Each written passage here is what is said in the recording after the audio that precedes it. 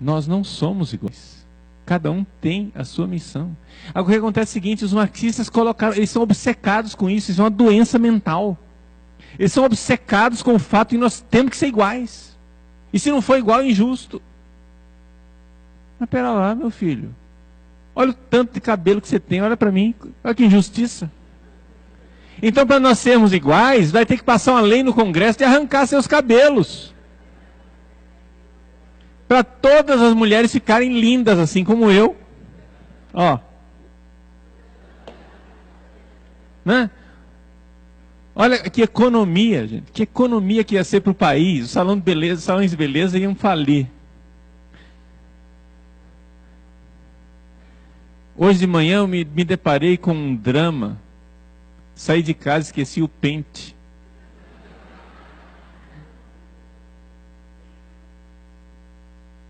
E até agora eu não penteei o cabelo. E ninguém notou a diferença.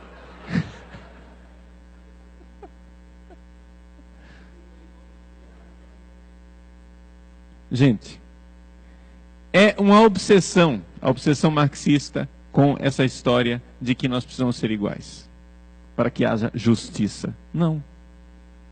Para que haja justiça, não é necessário sermos iguais.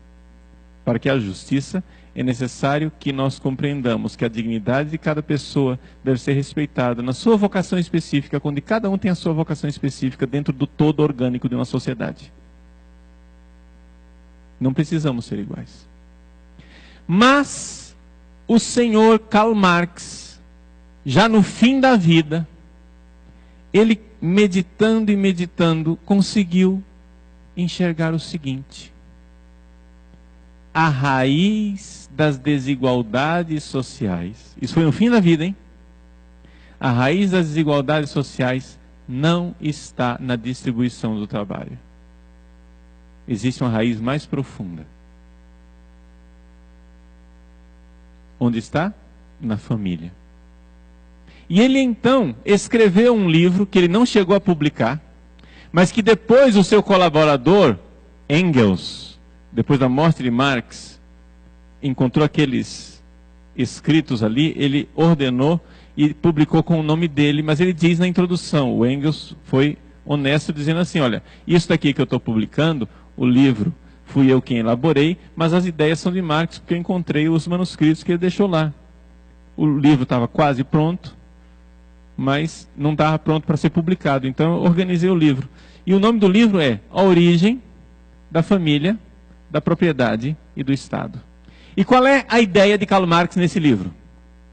A ideia do Marx é a seguinte. Vejam, isso não corresponde ao mundo real. Tá? Isso daqui é o jeito como ele pensou. Se você for fazer uma análise realmente histórica, arqueológica e sociológica, você vai chegar à conclusão de que isso nunca existiu. Mas na cabeça de Marx existiu. Deixa eu então relatar o que existiu para ele. O que existia para ele? Havia uma horda primitiva. Os seres humanos, quando nós surgimos no planeta, nós éramos uma horda de seres iguais. Todo mundo tinha relação sexual com todo mundo, e aí, sem problema nenhum. Ora, tendo relação sexual com todo mundo, qual era o resultado final? O resultado final é que as pessoas sabiam quem era a sua própria mãe, mas não sabiam quem era o pai. Evidente, não tinha exame de DNA naquela época. Então não tinha como saber se todo mundo tinha relação com todo mundo, né? Os homens não sabiam quem eram seus filhos. Mas o que aconteceu é que essa sociedade, essa horda primitiva, que era nômade, coletora, não é? Como os nossos índios, ela se desenvolveu e passou para uma fase de sociedade agrária. Ora, quando você tem uma sociedade agrária e você começa a desenvolver a agricultura, acontece um fenômeno. Todo agricultor produz mais do que o que ele consegue consumir. Isso é líquido e certo. Não precisa ser latifundiário. Até no seu sítio, até no quintal da sua casa, se você tem uma mangueira, você produz mais mangas do que você é capaz de consumir. O que é que você vai fazer com o excedente dessa produção? O excedente da produção, então, significa troca, comércio, e significa acúmulo de riquezas. Mas, no acúmulo de riquezas, eu vou deixar minha riqueza para quem? Eu preciso ter herdeiros, e para ter herdeiros eu preciso saber quem são meus filhos. E então Karl Marx diz que a origem da família está no fato de o agricultor, que diz, essa é a minha terra, esse é o meu produto, e essa é a minha riqueza, começar a dizer, então venha cá, mulher, se você tiver relações sexuais com outro, eu mato você. Você é a minha mulher. Para eu ter certeza de quem são os meus filhos. E então, a partir do capitalismo, surgiu a família. A família surgiu da vontade de ser dono de alguém. Nota de rodapé. Quem é casado aqui? Levanta a mão. Muito bem. Quando você se casou, você queria ser proprietário da sua esposa, e a mulher, aqui, as mulheres aqui, por acaso, sentem, ou vivem, ou veem que se tornaram objeto dos seus maridos, que agora você então é fiel ao seu marido, porque você quer garantir que ele é o dono dos filhos? É essa a razão pela qual você se casou? Ou seja, isso é uma coisa tão fora do mundo no qual nós vivemos, que você fica se perguntando assim, mas para uma cabeça marxista, isso é muito convincente, porque eles estão obcecados em saber como é que nós vamos fazer para que a sociedade seja igual. E quando você tem uma família, o papel pai, papel mãe, papel esposo, esposa, filho, filha, irmãos, irmãs, estes papéis geram a desigualdade radical. Por quê? Porque esses papéis familiares fazem com que nós não sejamos iguais. Dando um fast forward, indo para frente bastante assim, né? Para que a gente não perca muito tempo nos detalhes, lá com Karl Marx. No século XX, vários marxistas começaram a notar isso. Principalmente as mulheres marxistas. O professor Felipe Neri citou aqui, não é, uma marxista chamada Shulamith Firestone. Não é?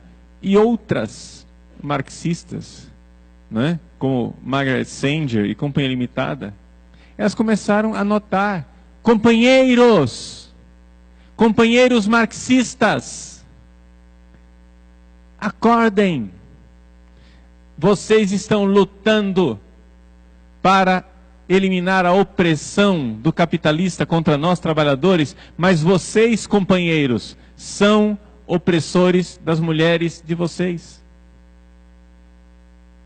Em casa, vocês exercem a opressão capitalista que vocês abominam no patrão. Vocês mandam nas mulheres de vocês. Vocês são os donos das mulheres de vocês. Vocês, todo homem, todo pai de família é um opressor. Ele é o dono de uma propriedade, uma mulher. E a Shulamith Firestone chega à conclusão óbvia para a mentalidade marxista.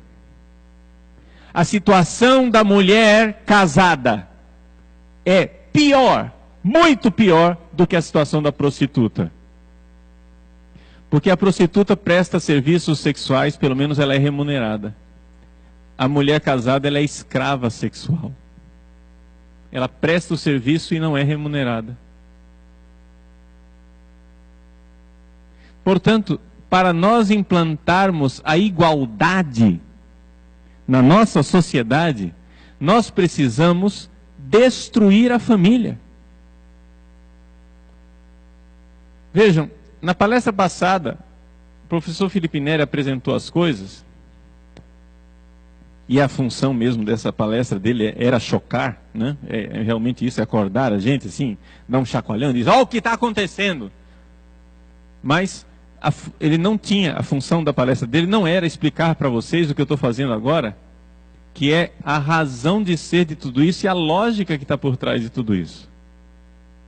Porque quando o professor Felipe Neri apresenta para vocês aquelas cartilhas sexuais, olha, vamos lá, né? O menino que ama menino, o que está acontecendo com o meu corpo? O que é que papai e mamãe fazem escondidos no quarto? Vamos nós fazer sexo também, nós. Aproveitem, quando papai e mamãe saírem de casa, vamos fazer uma festinha sexual para a gente fazer umas experiências sexuais. Por que é que eles estão imprimindo na mente dos nossos filhos estas depravações? Porque não haverá caminho para nós chegarmos à igualdade se nós não voltarmos à horda primitiva. Entenderam? Aquela ideia primitiva de que ninguém é, aspas, propriedade sexual de ninguém, e que nós podemos ter sexo com quem quer que seja. E esta ideia burguesa, nota de rodapé, quando eles disserem burguês, você leia, cristão. Fecha parênteses, volta para o texto. Essa ideia burguesa de família precisa ser destruída. Porque a família é a origem da desigualdade. Então vocês compreendem por que é que de repente nós temos uma série de partidos marxistas no poder, seja porque estão governando, seja porque tem coalizão, tem conchavo, tem aliança, estão no poder, e por que é que esta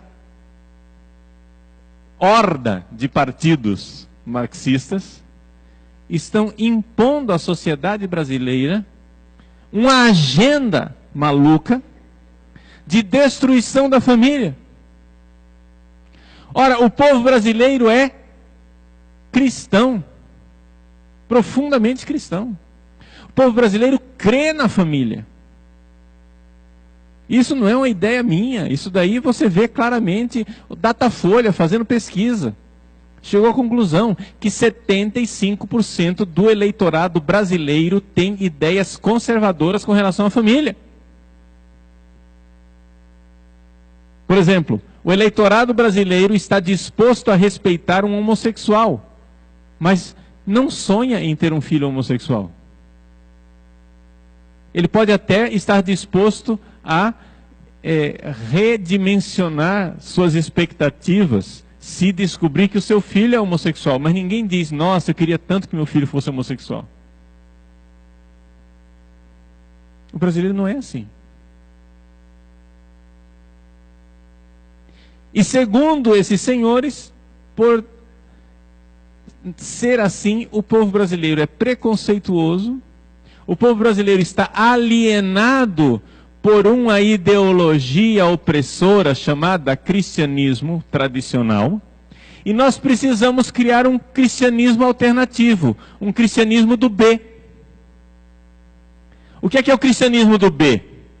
O cristianismo do B é aquele que não se encontra em lugar nenhum na Sagrada Escritura, na tradição da igreja de 2000 anos, mas que vai pegar frases, cacoetes linguísticos, parábolas, comparações do cristianismo, para implantar o projeto socialista de igualdade